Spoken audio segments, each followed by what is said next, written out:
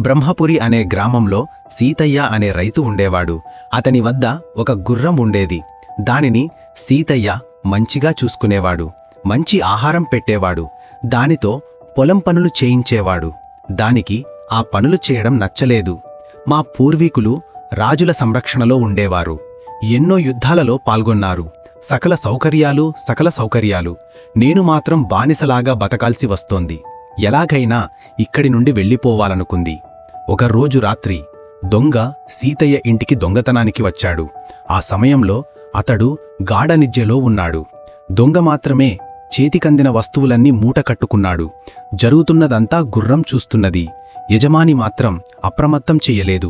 తన పని ముగించుకొని వెళుతున్న దొంగను, అయ్యా, అదే చేత్తో నా కట్లు విప్పండి అని బతిమిలాడింది గుర్రం. నీ కట్లు విప్పితే నాకేంటి లాభం అన్నాడు దొంగ. అప్పుడు గుర్రం ఏమీ ఆలోచించకుండా, కావాలంటే నీతో వస్తాను అంది. నీకు బానిసగా ఉంటాను అని బతిమిలాడింది. దానికి దొంగ నవ్వుతూ, నేను దొంగను. దొంగతనం చేస్తున్నట్లు తెలిసి కూడా యజమానిని లేపలేదు.